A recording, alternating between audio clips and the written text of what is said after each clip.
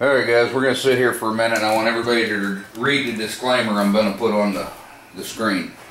If you're actually watching this video before the disclaimer's up there, come back. It'll be there as soon as I get a chance to annotate this video. I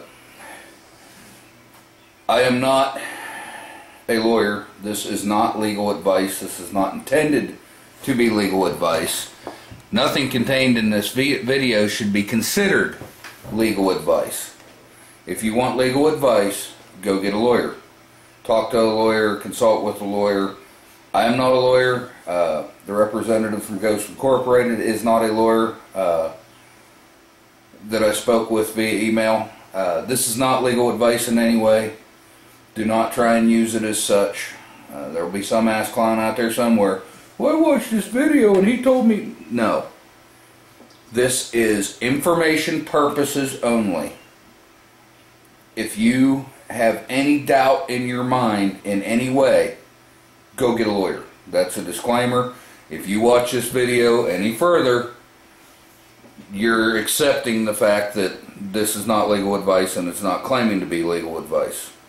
So I've got it up. I'll have it up there in print. We've had it in words. I don't know any other way to make this safe. But what we're going to discuss is the myth that if you change the trigger weight in a gun, you are setting yourself up for civil liability or criminal liability. Alright. First of all, let's discuss where you are criminally and civilly liable. If you modify any safety in any way to make the gun, to make it not work, that is going to put you in the realm of criminally or civilly liable. I have seen guys that will pin down on a 1911 there's grip safety, on a Springfield XD there's grip safety. I actually find it funny that a lot of these people that are, the Springfield XD is so much better than the Glock, the first thing they do is pin down that grip safety. One of the things Springfield makes so much better than the Glock because it's got more safeties. Horse shit, but anyway. If you modify or defeat a safety, permanently mechanically remove it that was factory installed in your weapon system, you are going to be held liable for it if you ever use it. If you defeat any safety permanently, you're going to go to jail. And or they're going to come take your house and your dog and your wife and your goldfish and your class ring and your Heisman trophy or whatever the hell they're going to take. Anyway, we're not talking about modifying any safeties in any way in this video. I'm telling you, don't modify your safeties. I have never modified a safety in any of my guns and defeated it. Don't do it. Don't do it. If you're, don't. Alright. Now what we are going to talk about is the trigger connector, or more the point, an aftermarket trigger connector in a Glock.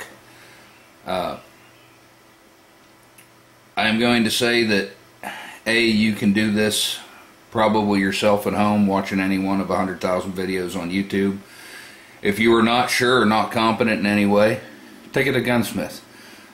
There are a ton of gunsmiths out there who throw a trigger connector in a Glock for free if you buy the connector off them, because it takes moments. So if you're not close to sure, get a competent gunsmith to do it. Glock Armor, whoever. You can usually go to your local law enforcement agency and find a Glock Armor that would be happy to throw a connector in a gun for you. If it takes moments, it really does. So we're going to talk about why these work. I'm going to start with my oldest gun here because this is going to have the oldest version of a rocket in it. The trigger connector is based on an angle that the trigger bar runs up, which creates a desired or a known amount of force as it runs up that bar. I'll show you what I mean here. Okay.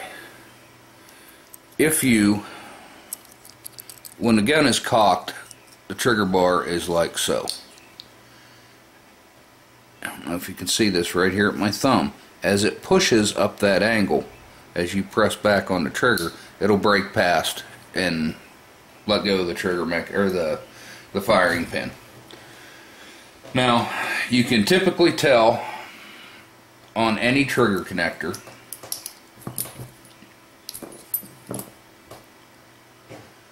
on the back side of the little bar you can see, you'll have a, turn on the light here, you'll have a plus, a minus. You should be able to see the minus there. That little indentation, that's a minus. That means it's a lighter connector. Now the beauty of these trigger connectors here, and I'll show you a factory one in a moment, is this little bar that sticks forward. This is a, it stops the trigger bar from going any further back than just far enough to release the firing pin from atop the trigger bar. It's a really great feel in a gun to me.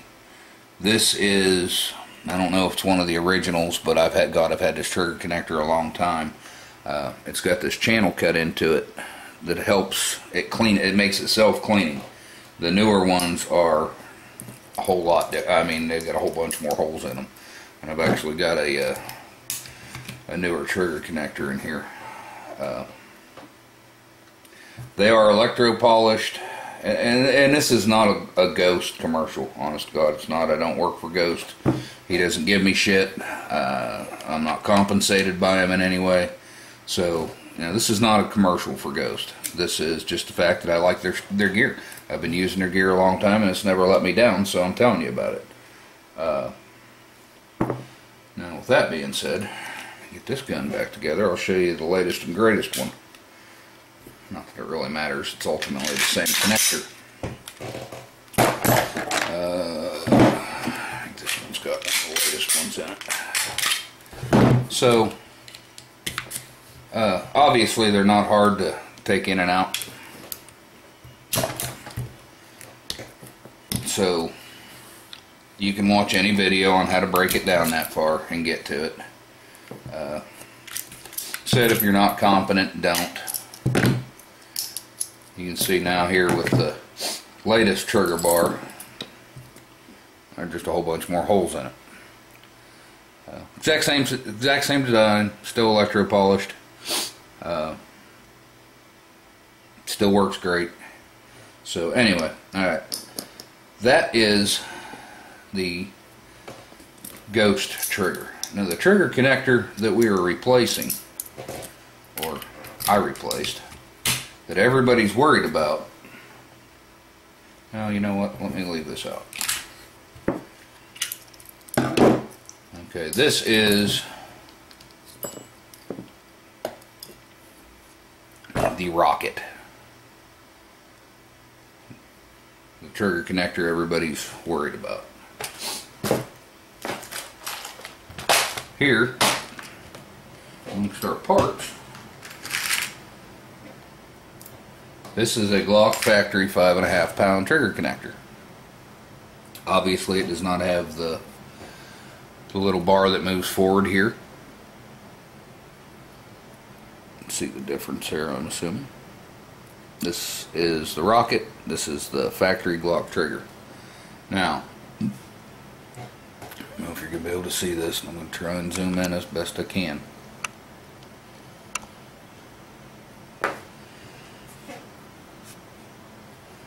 If you can see the difference in the angles. Let me see if we can get it there. Alright. If you can see how here it goes. My light turned off. Here is straight across. On this one there is a downward angle. Actually, I have an old 10-pound connector, which I had never seen before until recently. And I will put it behind yet. Guy brought an old Glock, first generation Glock to me, wondered why the trigger sucked. I was like, my God, you have a 10-pound trigger connector. I'd never seen one before. I heard about them in Glock Armor School. I just had never...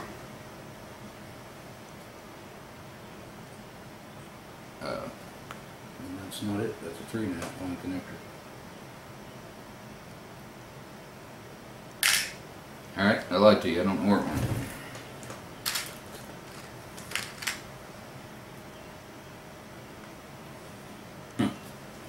Alright, I don't have it. I don't know where it went. No, me, I was probably showing somebody and dropped it and didn't notice, and that's it. That bums me out. I've never seen one before, and to lose it, and no, I'm never going to get it back now. Alright, but you can see, or you should be able to see the difference in the angle here. This is how you tell if you have, I mean, that's one way to tell. You should be able to look at it. Well, you'd be able to really see it there. At least I can. I hope you can. Come on, focus up. Okay. There you should really be able to see the difference. I mean, it's just a slight difference. But you're only talking about 2 pounds of trigger pull difference. So, yeah, obviously you don't need a massive difference. But that's the big deal. That's what they're talking about. That's how you're lightening up the trigger. The holes in the rocket. Does it make it more safe or less? It doesn't matter. The over travel stop does not affect the function up until the point where the gun fires. Again, not an issue. I meant to print out his email.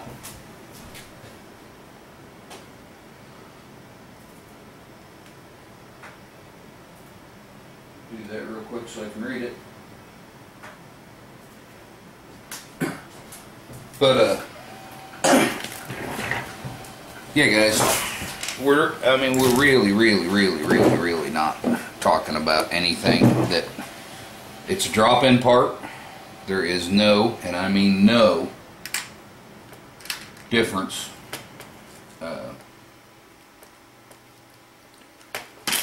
in the way the part functions, matters, works, does anything to the gun. It's just, I mean, it's a drop-in part. It really is. So, all these people, if you change your trigger paint weight, you're going to jail, and they're going to take everything you own. Horseshit. There is no legal standard, and I have spent hours since this has come up, and I mean hours looking at this. I cannot find any legal precedence and or standard. And apparently the guy that's at the top of his game in a business cannot either. That if you change the trigger weight, you're setting yourself up for liability.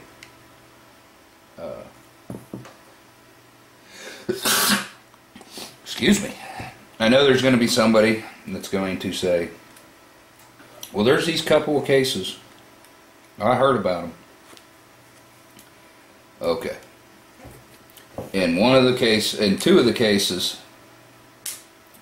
we're talking about cops at Modified Gun against departmental policy. Which at that point, oh yeah, you're liable. But I'm not talking about what cops do.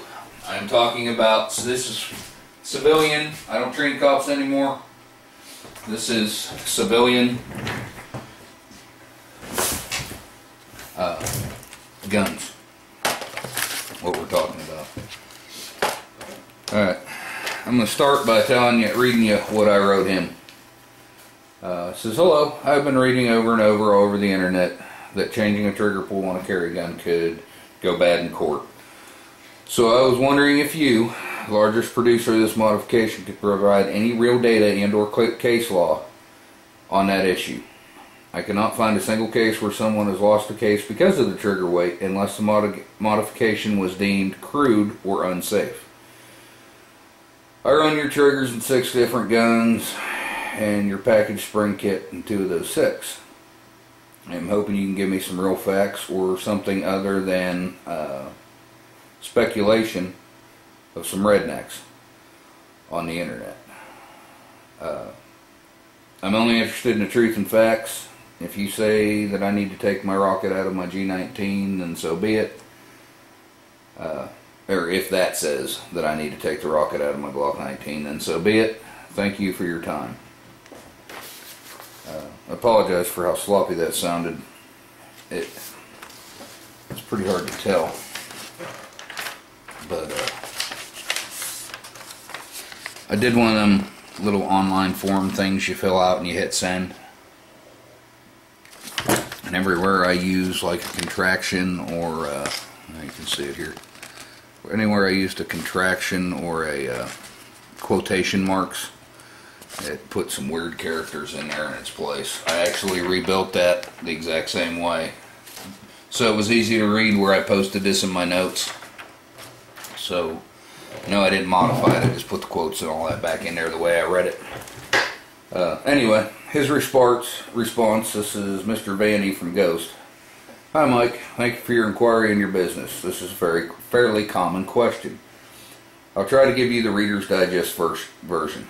First off, I am not an attorney. Just like I said, I'm not an attorney either. He's not an attorney. This is not legal advice. Anyway. But I have one that sues people and entities for just such things. He says that there are many types of liability. He believes that unless you do something intentional through an act or omission that you knew would make the item unsafe, gun or otherwise, there are no issues. If you act in such a way that your actions are outside the normal aspect of practices for use of force, you would be liable. Your rocket, which is the trigger connector, your rocket does not affect the safety or function of your Glock. It maintains all of the safeties, and in fact, if you shoot better with it installed, it is safer for you and those around you because your bullets will go where you intend them to go, not miss and strike an unintended target. A better trigger is a piece of life safety equipment. Liability's issue would be addressed in civil action, not criminal. There are no standards or accepted practices when it comes to trigger pull weights or functionality unless they change the safety characteristics of the item. Your concerns should be focused on your ability to make a decision as when you are justified in using deadly force, because deadly force is justified or it is not. When using this level of force, you must have acted intentionally, meaning you didn't accidentally pull the trigger. This means you did not fire by accident. That would make a good shooting a crime.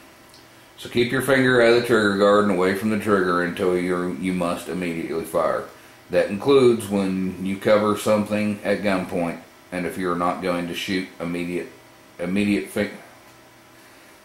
that includes when you cover someone at gunpoint if you are not going to shoot immediately, finger away from the trigger. Okay. I have no knowledge of any shootings where trigger pull weight caused an unfavorable outcome in any criminal case ever. Let me read that again, and it's in the notes. I have no knowledge of any shooting where the trigger pull weight caused an unfavorable outcome in any criminal case ever. Now, however, civil liability is a crapshoot. If you have insurance and you shoot someone, you may get sued for wrongful death or injury, even though you did everything correct. Attorneys know insurance companies settle and try not to go to court because of the cost of litigation. I hope this helps. Regards, Arthur. I actually just asked him in an email if, I was going to read it regardless, but I'm going to post it if he doesn't have an issue with it, and I would hope he don't.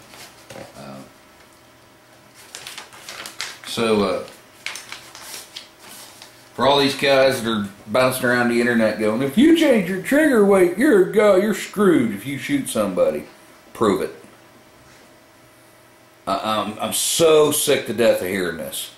If you've got all these redneck internet lawyers and scientists that know everything, show me some case law, show me some cases, show me something other than your opinion, because I've got non-opinion, or the more of the point, the fact that it has never happened that anybody can find, including the guy is at the top of the field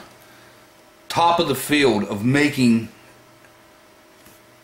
the modification that everybody says is so illegal.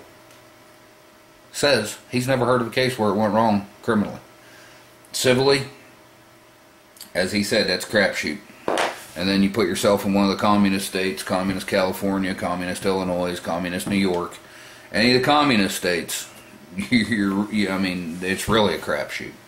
But, and, you know, I'd like to say it's not possible, but for the love of God, they gave some broad $1 million or whatever it was for spilling hot coffee on herself. Really? Anyway. But, so, yeah, I run ghost connectors in all my guns. This is my carry gun. When I do carry a concealed Glock, this is it. And I assure you, it's got a ghost connector and it's got a rocket in it. So, yeah, anyway. If questions or comments, oh God, I'm sure there'll be questions and comments. If you find some legal precedents, I would love to see it. Absolutely, positively, post it, link it, email me, private message me. I know it won't let you guys post any kind of web links down at the bottom. But if you post it and it's real, I'll post it. I'll repost it in the notes. Or if you send it to me. I absolutely, if there's something to this, want to know. But from God, I mean, not including the time I put it into it before, I've put 10, 12 hours into it in the last 2 days. Can't find anything. And believe me, I was a cop. I know how to research legal precedents. So, I can't find it. If you can show it to me, point it out. If you can't, shut up. I'm tired of hearing it. I really am. It's a myth. It has no precedence, no legal standard. There's no case law. It doesn't exist. So anyway, I appreciate you guys watching. Seriously, I'm really impressed with Ghost products. They work great. They've never failed me. I like the electroplated or polished or whatever it is concept. Works good. The over travel stop of the rocket, and I think there's another one that has. Well, I know there's another one that has the rocket's a 3.5 pound trigger connector with an over travel stop. The other one might be called Tactical, I believe. It's a 5 pound trigger connector, or 5.5, whatever it is, with the same over travel stop. That is what I carried in my duty gun because my department policies at the time were that I could not change my trigger from factory weights. Didn't say I couldn't change the trigger connector. It said I could not change it from a factory pull weight. So, I still wanted that over travel stop because, honestly, if you can control the over travel stop, what the over travel stop is, one of these guns does not have over travel stop. Let me see if I can find which one it is. Alright, that one has no over travel stop. So I don't know if you're going to be able to see this or not, but we're going to try it real quick. If you watch the trigger and listen for it to break, and I hope it's perfectly synced. Okay, if you saw when the trigger broke, the trigger went way back. So what that means, if I hold back on the trigger, charge the gun, now watch how far I have to leave it out. Listen for the click of the reset. Okay, there it reset. So now I'm up against what they call being up against the wall on the trigger. There's no slack to take out. Now I just got to press the trigger again. And you've seen all the over travel, which is how far the trigger goes past after I pull the trigger. Now this gun has a rocket in it. Watch the same thing.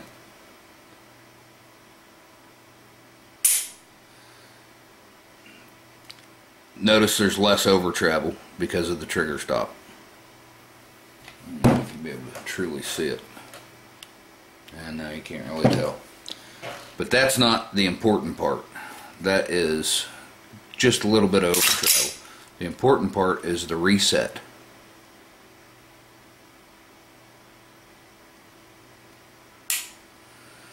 How quick it is. I actually have that one done pretty level. Here's another rocket. And I know this is hard to see. You can feel it a whole lot better than you can see it. There, that one. This, and honestly, I left a little bit. This was my first rocket. I probably need to replace it. It has a whole lot more over travel than what it should. Now I'm pretty good at it. This is the last one I've installed. Watch the over travel. 0. No over travel whatsoever. Show you that again. Watch it. There it stopped. Watch it. 0 over travel. And because there's no over travel, watch the reset. It's just right there.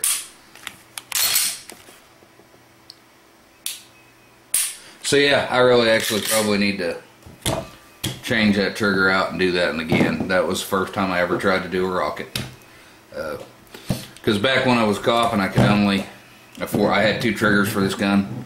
I had the one I carried on duty, and I had the one I ran, and I went back and forth. This was the first trigger I ever did, and I'm a whole lot better at it now. Again, this is no over travel whatsoever, and then the reset is just right there. But yeah, I'm better at it now than what I used to be. But anyway, appreciate your comments on that, guys. We'll get this uploaded. You sit through the disclaimer. Like I said, this is not legal advice. Period. If you're not sure, go get your own damn lawyer. So, anyway, appreciate you watching. Questions and comments, don't forget to check out the website. And check out Ghost. They do a real good job. Appreciate you watching. Have a good day.